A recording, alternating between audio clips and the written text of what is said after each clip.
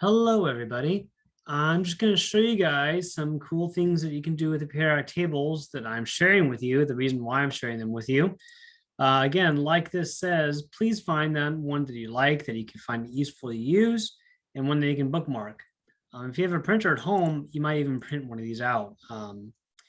Anyway, so first one is called P table. So at the bottom of the agenda, periodic tables, P table. I'm going to click on this one. This is an interactive periodic table, meaning that I can click on each element. And it'll give me information about each element. And there's lots of different things here. As you can see, there's a bunch of stuff going on. One thing that we're going to learn about today is, or this video might be for a different day. The one thing you learn about eventually is learning about the different categories. If I hover over the center here, I can just see where the different categories are. Anywho, but you're actually going to be using this. So I'll probably have to make another video so I can show you how to use the electronegativity on the left here. You can look at weights. You can look at boiling points, melting points. There's just lots of different things you can do in this one. So this is like an interactive periodic table. You hover over each element and you learn something new. So you can use this one, and you will use this one for an activity this week. The PubChem one is pretty useful. It's a little more simple to use. So here, periodic table of the elements, and here's the table. Right here, it says display property or trend. If I click on this drop-down menu, I can choose lots of different things. For example, atomic mass is something we looked at. When I click on atomic mass, now I can see the atomic mass of each element below the element symbol and name. If I go back to where it was, chemical block group, it just kind of tells me what kind of element it is, like a non-metal, alkaline earth metal, transition metal, metalloid, non-metal, post-transition halogen, noble gas, etc.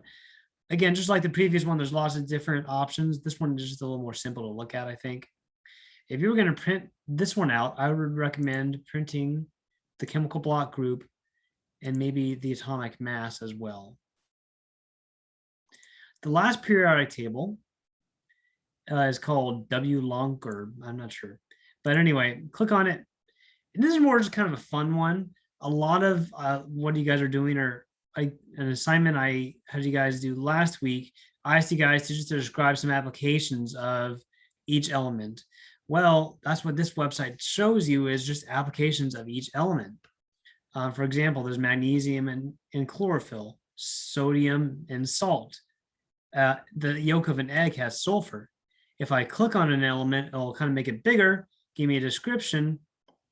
So this is really cool. If you want to know what the periodic table is all about, where do we see these elements in nature, or a lot of these are how do we use these elements, you can go to this one. So this one is just really fun to have. So those are the periodic tables. I really do want you to bookmark one.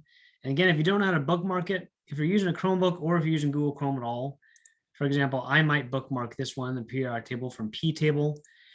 On the address bar of Google Chrome, there's a star. This is how I bookmark this tab. Add bookmark. And then it asks me where I want to save it. If I save it on the bookmarks bar, it pops up. Well, it would pop up if I don't have so much stuff. But I'm actually going to move this. Well, I'll do that later. Anyway, thanks for watching this video, and I'll see you again later, very soon, in another video. Bye-bye.